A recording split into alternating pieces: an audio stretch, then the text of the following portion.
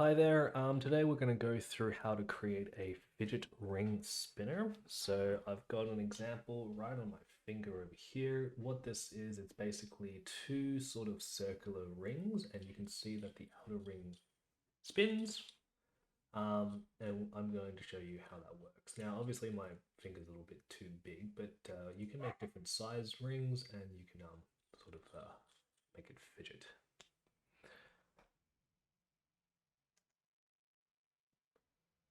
So step one, log into Tinkercad.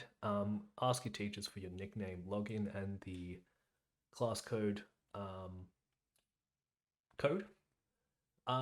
Hit new and go to a 3D design. Now this is super simple to do, so not really difficult, and really anyone can do it as well. The whole idea behind this ring is to just have two spheres that have been hollowed out. So I'm going to show you how to create one, and then you can change the numbers and go ahead and create all the others that you need to. So the key here is just getting your calculations right. First thing I'm going to do is I'm just going to do a relatively small-ish ring. We're going to work with 30 by 30. And you see that I've done that by clicking the white boxes here. Now, those are just the width and the length. I need the height, so I need to change that to 30 as well. So you can see here that I've got a very nice sphere. Now, step two, just copy it. So you've got this, but for this one, you just got to make it smaller. So instead of 30, I want you folks to go down by 3 millimeters. So now it's 27 by 27, and then we're going to hit the last one, and that's going to be 27 as well. Then create a hole.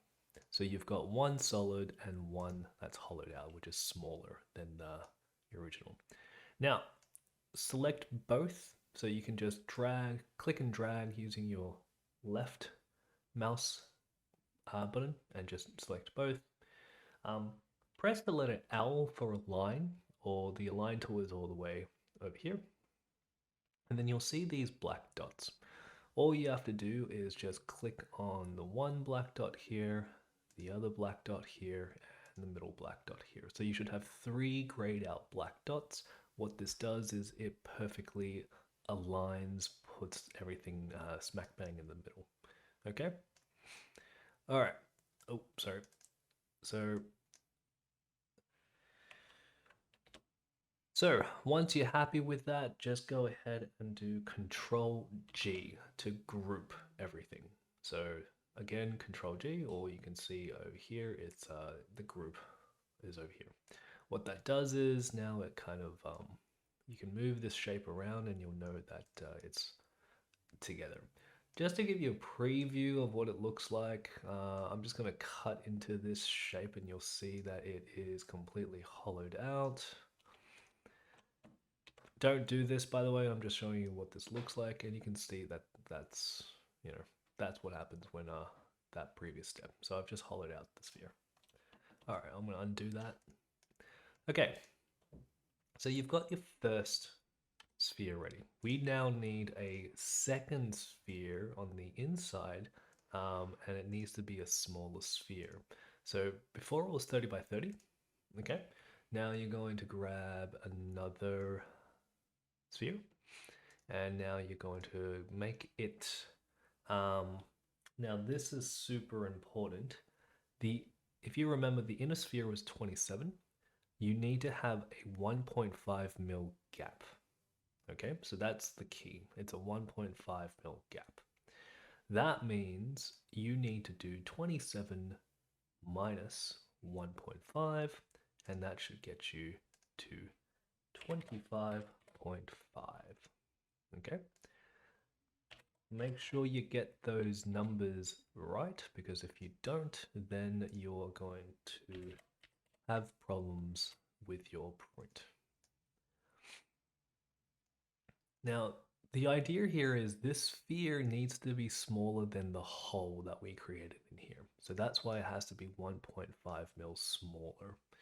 And that's why it's 27 minus 1.5. Okay, great. So now we just need to hollow out this sphere as well. So I'm going to do Control C, Control V to copy. And I'm going to just pull it aside over here so I can see a little bit better. We are always going to make the hollowed out sphere 3 millimeters smaller. So that means just minus 3 from 25.5. Use a calculator, you don't have to do it in your head. And that equals to 22.5. That would equal to 22.5. And then lucky last, the very top over here, 22.5. Okay, so hollow this out. Then select both of these. If it makes it easier, just pull these aside really far from the other one so that you don't get accidentally select too many things that you don't want. Align it so now you get those magical black dots. Click all the middle points. Oh, if you lose it, that's okay. Just double click on it, press L, and then grab that final one. Once you're happy with it, Control G, okay? Or group, which is this one here, Control G. Now, once you're happy with your spheres, select both of them, go L again, and then align them in the middle. Okay, so that looks pretty good. And then Control G to group all of them. And now we are ready to cut. So, the trick to cutting is this. You just need to grab out a box, and the height of the cut is going to be 7.5. Okay, that's the most important part. The height of the cut needs to be 7.5. And now the width and length, go 40 by 40. So something nice and big. And then what you do is you select both of the shapes, press L again for align. Yeah, you can see where I'm going with this. So the align tool in this case is very important. Oh, however, do not do the last gray dot. So you just want, this time around, you just want to align at the very bottom. So don't do this, okay? So just keep it at that point. Once it's perfectly aligned in the middle of the cut, then Control G, okay? And what that will do is it should cut the bottom part. Now that's really important because if you don't cut the bottom part properly, you won't be able to print a sphere. But now that you've got this flat part over here, we can print it pretty good. All right, next step, you got to rotate this shape around to the bottom. So you see that little this rotation arrow? Just click on that once and then head up to the top where it says 0 and then change that to 180. Press enter and it should flip all the way down. Now you notice how it's hovering up in the air? I just want you to press D and it will bring it back down onto the work plane. So that was D. All right, now same thing as before, grab a box, change that height to 7.5 and change the length and width to 40. Oh, hold on. 40 by 40. And then move. So select both of them, press the letter L, and then go ahead and just align it in the bottom. Don't do the very top. Once you're happy with that, Control G. Okay, and there's your ring. So once we print this, because the smaller ring is smaller than the outer ring, it actually won't be able to escape because the gap at the top is too small. So that's how that works. Final step is press D. Okay. Okay, now let's just say that you want to decorate your ring over here. Totally possible. There's a few ways of doing it. I'm just going to show you one method. You could just create a text. Let's say hello, for example. Hold on. Let's say hello, for example. Now you see how this text is way bigger than the thing, and I've also just turned this into a hole. I'll leave it as a hole because that's what we need to do anyway. Um, to make this small to kind of etch onto the ring, which is what I sort of want to do, I'm going to hold down the shift key and then just click onto the corner and just drag it down so that it's smaller. What that does is the shift will make sure that your ratio size are all the same, so it doesn't distort the word. So you can see that now my hello is small enough to kind of go on the ring, which is great. Now, I'm just going to try and cut through maybe the first two layers, which means I need to rotate this around. So I'm going to go to the side and you can see that I've got another side. So I'm going to click on that 0, turn it into 90 to rotate it. There it is. And then I'm going to kind of make it a little bit more thicker. So I'm going to hit this little button and you see that 2.6. Let's change that to, let's say 10. Now I'm pretty confident that it's going to go through at least the first part of the ring. So I'm going to select both of these and then I'm going to press L. And what that does is it brings me back to this again. So I'm going to click in the very middle. I'm going to put it into the center over here. And that's all I'm going to do because the final thing to kind of push this along is to use my arrow keys and then just move it inside. Just have a look. Yes, if you're happy with that, yes, hello's gone through. Feel free to just group the two. You can even do more minute changes by changing the snap grid. You see how I've got 0.1, and if you choose the arrow keys, it just moves it a little bit more smaller. So zoom in using your scroll key. Yeah, sorry, your scroll mouse, and you can see that you can kind of get a little bit more control and detail. So I'm pretty happy with that. I feel like that's definitely going to cut through my entire ring.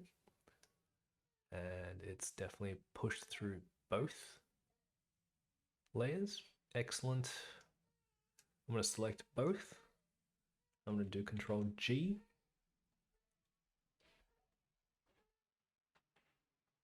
And you can see now that I've got hello etched into the ring on both layers. There is another way of doing designs. What you would do is you would create your designs on the spheres first, and then you would make the cuts at the bottom and at the top once you're finished with the designs. But you just need to make sure that your designs are in the middle. So I'll quickly show you just how to do that.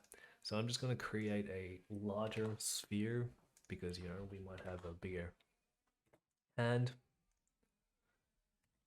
Okay.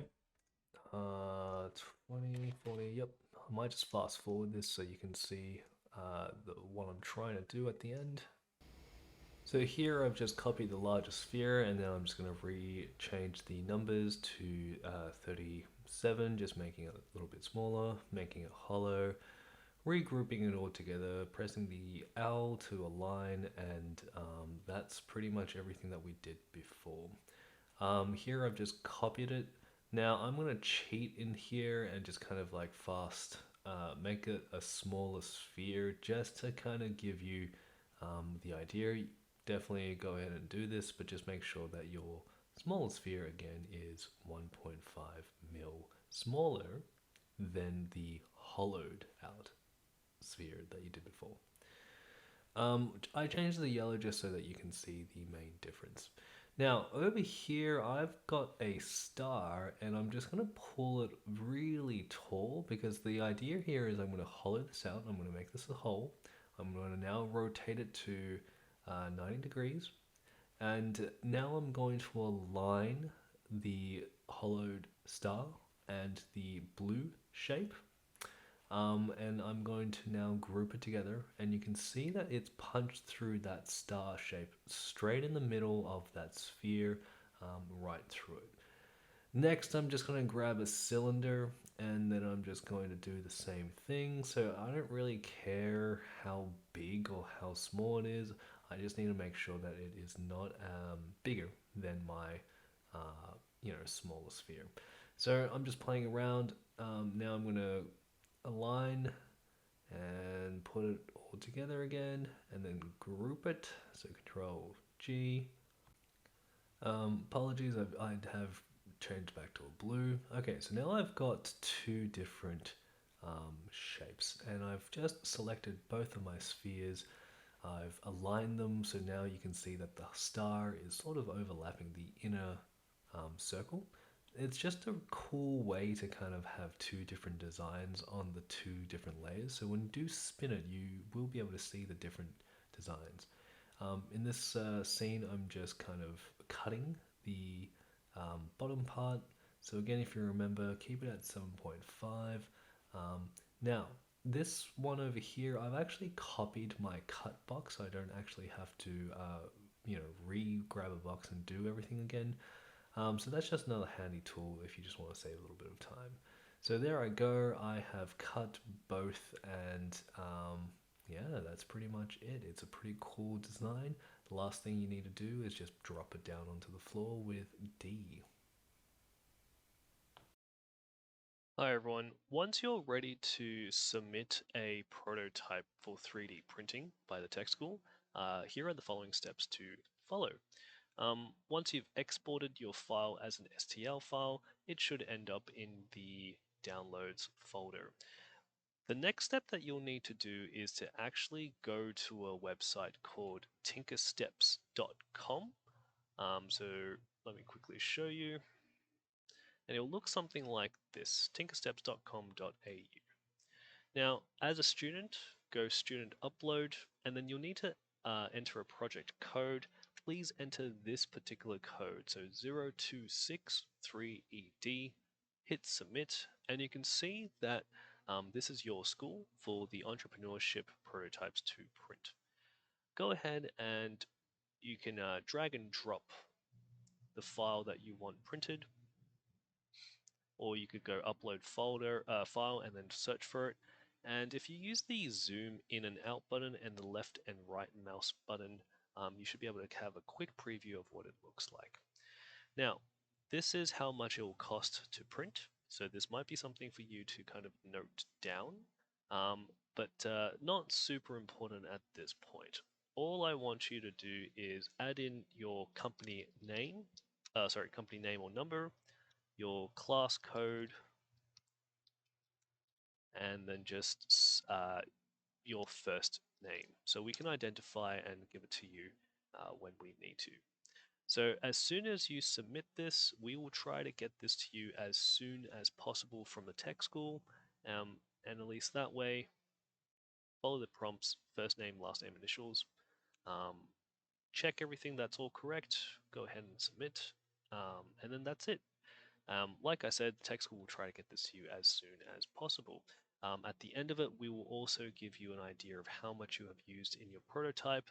Um, don't worry if you feel like it's too expensive. We will let you know at the end of the period to kind of get your budget on track. That's it.